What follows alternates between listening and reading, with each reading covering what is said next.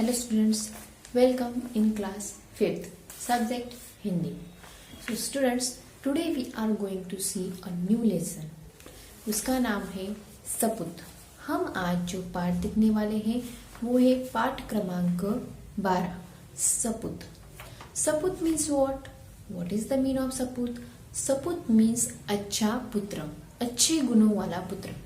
सो हमारी इस प्रस्तुत कहानी में अच्छे गुण कैसे होते हैं पुत्र में, अच्छे गुण कैसे होने चाहिए, it is given.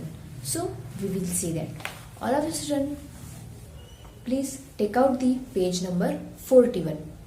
Page number 41. Lesson number 12, सपूत. बहुत पुरानी बात है, बहुत पुरानी बात है. फुलेरा नामक एक आदर्श गांव था. गांव में हर तरफ स्वच्छता थी. गांव की गलियों में नियमित रूप से झाड़ू लगाई जाती थी. नालियां रोज साफ की जाती थी. लिताई पुताई करके घर आंगन सुंदर रखा जाता था. परिसर में बड़ी संख्या में पेड़ पौधे थे.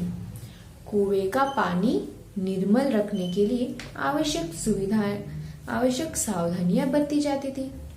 पनघट स्वच्छ और सुसज्जित था. सो प्रस्तुत पैराग्राफ में मीन्स इस पैराग्राफ में हमें वो फुलेरा नामक जो एक गांव के बारे में यहाँ बताया गया है, वो फुलेरा नामक गांव कैसा था वो बताया गया है. सो यह जो स्टोरी है, this story is too much old, means यह बहुत पुरानी स्टोरी है. और ये कहानी किस गांव की है? फुलेरा नामक गांव की. यह कहानी है फुलेरा नामक गांव की. सो फुलेरा ये गांव का नाम है और यह गांव बहुत ही स्वच्छ सुंदर था. It is too much clean. गांव में हर तरफ स्वच्छता थी. यस, दिस विला थी. गांव की जो गलियां थी, गलियां मीन्स कॉलोनी. गलियां को हम कॉलोनी भी कहते हैं और लेन्स भी कहते हैं. सो इन गलियों में हर तरफ स्वच्छता थी. नियमित रूप से झाड़ू लगाया जाता था. झाड़ू मीन्स ब्रूम, ब्रूम लगाया जाता था. नालियां रोज साफ की जाती थी. नालियां मीन्स व्हाट? नालियां मीन्स गटर. नालियां मीन्स गटर. सो ये नालियां हर रोज साफ की जाती थी. मीन्स यहाँ पर जो है इस गांव में हर घर पे लिताई पुताई भी की जाती थी. लिताई पुताई means what? That is the painting. That is the painting. जो व्हाइट पेंट होता है, व्हाइट मिट्टी से जो लिताई पुताई की जाती है विलेजेस में वो की जाती है. सो दैट इज ओनली लिताई पुताई. परिसर में बड़ी संख्या में क्या थी? पेड़ पौधे थे. पेड़ पौधे हवा को क्लीन रखने के लिए, हमारे आजू बाजू के माहौल को अच्छा रखने के लिए बहुत जरूरी होते. सो ऐसे ये फुलेरा नामक गांव में हर तरह की स्वच्छता रखी जाती थी. पेड़ पौधे भी थे, नालियां भी साफ की जाती थी. हर गलियों में झाड़ू लगाया जाता था. और वहां का जो पनघट था मीन्स पानी भरने की जगह, पनघट मीन्स पानी भरने की जगह, वहां पर क्या किया जाता था? वहां पर भी स्वच्छता रखी जाती थी. सो उसके बाद नेक्स्ट पैराग्राफ में दिया है, एक दिन पनघट पर 3 स्त्रियां पानी भर रही थी. वे अपने अपने लाडले के गुणों का बखान कर रही थी. एक बोली, बहन मेरा सपूत बड़ा विद्वान है. जब से शहर से पढ़कर आया है, चारों ओर उसकी धूम मची है. बड़े बड़े ग्रंथ पढ़ लेता है. आकाश के तारों को देखकर उनके नाम बता देता है. देश विदेश की सभी बातों का उसे पता है. दूसरी ने जोश में झट से उससे आगे बढ़कर कहा, अरे सखी, मेरे लाल जैसा बलि तो 10-5 गांव में देखने को भी नहीं मिलेगा. 500 दंड बैठक वह रोज सुबह लगाता है. अखाड़े में जब ताल ठोक कर उतर पड़ता है तो बड़े बड़े पहलवान तक उसका मुकाबला करने से घबराते हैं. वह मेरा सपूत है. सो ये जो पनघट है वहां पर 3 स्त्रियां पानी भरने के लिए आई थी और तीनों अपने अपने पुत्रों का बखान कर रही थी. बखान मतलब उनके गुण गा रही थी. सो तभी पहली स्त्री बोली, अरे मेरा बेटा, मेरा सपूत बड़ा विद्वान है. सपूत मीन्स अच्छा लड़का, अच्छे गुणों वाला लड़का. बड़ा विद्वान है मीन्स टैलेंटेड है. जब से शहर से पढ़कर आया है तब से वह उसकी चारों ओर धूम मची है. धूम मची है means he is a famous. Yes, वो कह रही है कि वो बहुत ही फेमस हो गया है जब से वो शहर से पढ़कर आया है। वो बड़े बड़े ग्रंथ पढ़ लेता है। ग्रंथ मीन्स वैल्यूएबल बुक्स, मीन्स जो ग्रंथ होते हैं वो सभी ग्रंथों वो पढ़ लेता है। और आसमान के जो तारे हैं, आसमान के तारों को वो देखकर उनके नाम भी बता देता है। इस प्रकार से उनके गुणों का बखान कर रही थी। देश विदेश की सभी बातों का उसे ज्ञान। स्त्री झट से बोलने लगी। दूसरी स्त्री ने फिर अपने बेटे का गुणगान गाना शुरू कर दिया, बखान गाना शुरू कर दिया। तो दूसरी बोली, मेरा बलि तो 10-5 गांव में देखने को भी नहीं मिलेगा। मीन्स उसका जो बच्चा था, उसका जो बेटा था, वो बहुत ही स्ट्रांग था, बलवान था। पहली स्त्री के गुण गाने के बाद अब दूसरी स्त्री बोलने लगी। दूसरी स्त्री झट से बोलने लगी कि मेरा बेटा, मेरे बेटे जैसा बलि तो 10-5 गांव में भी नहीं मिलेगा। मीन्स वो कहना, मेरा बेटा बलवान है, उसके जैसा दूसरा बेटा हमारे आसपास के 4-5 गांव में भी हमें देखने को नहीं मिलेगा। ऐसा वो दूसरी स्त्री कहने लगी। और वो कहने लगी कि मेरा बेटा बहुत स्ट्रांग है, वो सुबह 500 दंड बैठक लगाता है, मीन्स एक्सरसाइज करता है। He was doing exercise also. So 500 दंड बैठक वो रोज सुबह लगाता है। अखाड़े में जब वो ताल ठोक कर उतरता है, अखाड़ा मीन्स जो कुश्ती का मैदान होता है, दैट ओनली। सो उसमें जब वो उतरता है तब सभी उससे डरते हैं, मुकाबला करने को कोई भी आगे नहीं आता। सो इस प्रकार से पहली स्त्री ने अपने बेटे का गुण गाया और दूसरी स्त्री ने अपने बेटे का गुण गाया। अब बारी थी तीसरे स्त्री की। अब तीसरी स्त्री की बारी थी, पर वह चुपचाप खड़ी रही। इस पर उन दोनों ने कहा कि बहन, तुम चुप क्यों हो? लगता है तुम्हारा लड़का कुपुत निकला।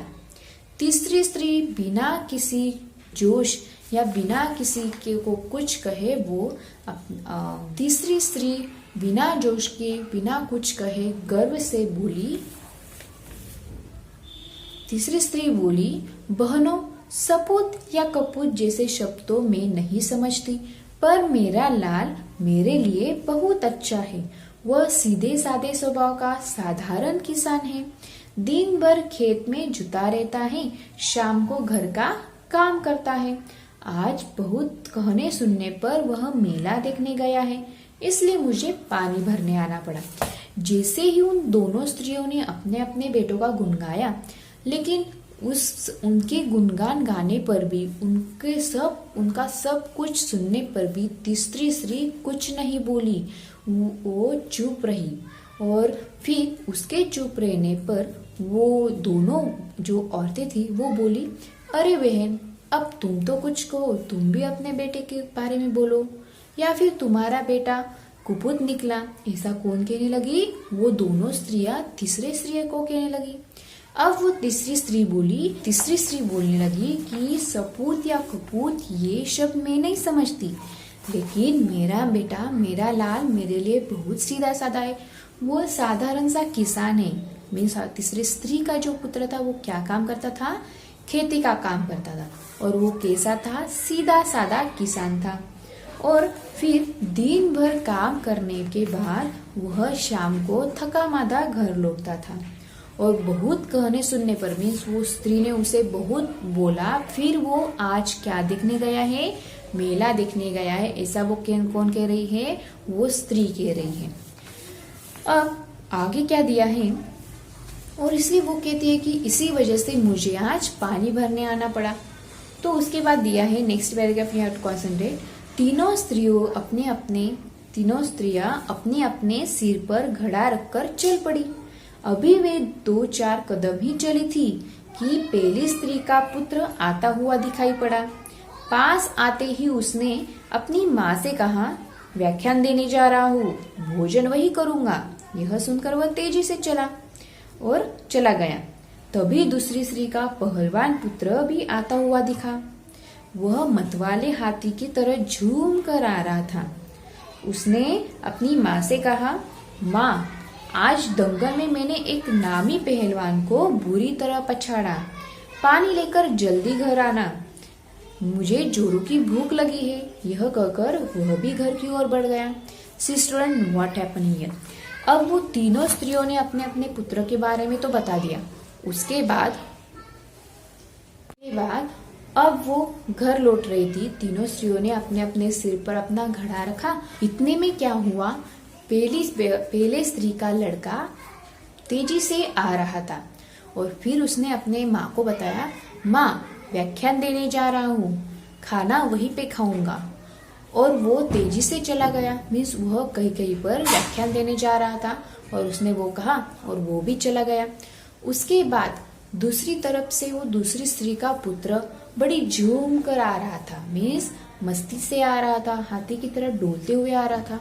और वो उसने अपनी माँ को देखा और उसने भी कहा, माँ आज दंगल में मैंने एक नामी पहलवान को पछाड़ा मीन्स व्हाट, हरा दिया। पछाड़ा मीन्स हरा दिया। पानी लेकर जल्दी आ जाना, मुझे जोरों की भूख लगी है। ऐसा दूसरी स्त्री का पुत्र कहकर वो भी चला गया। दोनों स्त्रियों के पुत्र ने अपनी माँ की मदद नहीं की, वो तेजी से अपने अपने काम पर चले गए। उसके बाद क्या हुआ नाउ, अंत में तीसरी स्त्री का पुत्र भी आ गया और वह बड़ा ही सीधा साधा था। आते ही उसने अपने माँ के सिर से घड़ा उतार कर अपने सिर पर रखा लिया और बोला, माँ तुम क्यों पानी भरने चली आई? मैं तो आ ही रहा था ना। माँ से घड़ा लेकर वो उत्साह के साथ घर की ओर चला गया। लास्ट में तीसरी स्त्री का पुत्र आया और वो दोनों पुत्रों से अलग था। कैसे? क्योंकि उसने जब देखा कि माँ अपने सिर पर घड़ा लेकर पानी भर रही, तो वो तुरंत आ गया और उसने क्या किया, उसके सिर का घड़ा उतार लिया और अपने सिर पर रख लिया। और उसने कहा कि माँ तुम क्यों पानी भरने चले आई? मैं तो आ ही रहा था ना। दोनों पुत्रों ने क्या किया था, फर्स्ट दोनों पुत्रों ने वो दोनों अपनी अपनी बात कहकर अपने अपने काम पर चले गए। लेकिन तीसरे पुत्र ने अपनी माँ की मदद की। अपने माँ के सिर का घड़ा उसने अपने सिर पर रख लिया और वो बड़े उत्साह के साथ उसे घर ले गया। अब लास्ट पैराग्राफ इज गिवन। यह देखकर अन्य दोनों स्त्रियों का सिर संकोच से झुक गया। उन्हें बोध हो गया था कि कर्तव्य और सेवा के बिना ज्ञान एवं बल अधूरे हैं। वे समझ गए कि सपूत तो तीसरी स्त्री का पुत्र ही है। सो बच्चों देखो, इस कहानी में हमें क्या दिया गया है। दोनों तीनों पुत्रों के बारे में बताया। दोनों तीनों पुत्रों ने क्या क्या किया वो हमने देखा। और अंत में जब ये जो तीसरी स्त्री के पुत्र ने किया, वो जब दोनों स्त्रियों ने देखा तो उनका सिर संकोच के साथ झुक गया। मीन्स उन्हें शर्म आ गई कि उन्होंने अपने अपने बेटों के बारे में जो बड़ी बड़ी बातें कही थी वो निरर्थक हो गई, कुछ मतलब की नहीं रही, क्योंकि उनके पुत्र ने तो उसकी मदद भी नहीं की। तो वो समझ गए कि कितने भी बल ज्ञान कितना भी हो, लेकिन कर्तव्य और सेवा यही सबसे ऊपर होती है। कर्तव्य और सेवा यह बहुत ही महत्वपूर्ण होती है। हमारे पास कितना भी ज्ञान हो, हम कितने भी बलवान हो, लेकिन अगर हम दूसरों की मदद नहीं कर पाते तो वो सारा निरर्थक है। ये सभी बातें कौन समझ गई? दोनों स्त्रियां समझ गई और वो अपने अपने। So students understand this story very well? Yes. By this story what we understand कि हमें भी दूसरों की मदद करनी चाहिए, हमारे माता पिता की मदद करनी चाहिए। हमारे पास कितना भी ज्ञान हो, हम कितने भी बड़े हो जाए, हमारे पास कितनी भी शक्ति हो, लेकिन अगर हम हमारी माता पिता की मदद नहीं करते, किसी दूसरों की मदद नहीं करते, किसी मुसीबत में पड़े आदमी की मदद नहीं करते, तो वो सारा क्या हो जाता है, हमारा निरर्थक हो जाता है, बेमतलब का हो जाता है। सो इसी वजह से हमें हमारे माता पिता की, हमारे जरूरतमंदों की मदद करनी चाहिए। सो इन सब बातों से आखिर में वो दोनों स्त्रियां क्या समझ गई कि सपूत तो तीसरी स्त्री का पुत्र ही है। उन दोनों ने कितनी बड़ी बड़ी बातें कही थी अपने पुत्रों के बारे में, और उस तीसरे स्त्री को कहा था, क्या तुम्हारा बेटा कपूत है क्या, तुम कुछ बोल नहीं रही। सो इस प्रकार से वो दोनों स्त्रियों की सब बड़ी बड़ी बातें निरर्थक हो गई। So all of you understand this story? So students, you have to read this story again one time properly. then again you will understand the story. Okay, all of you students.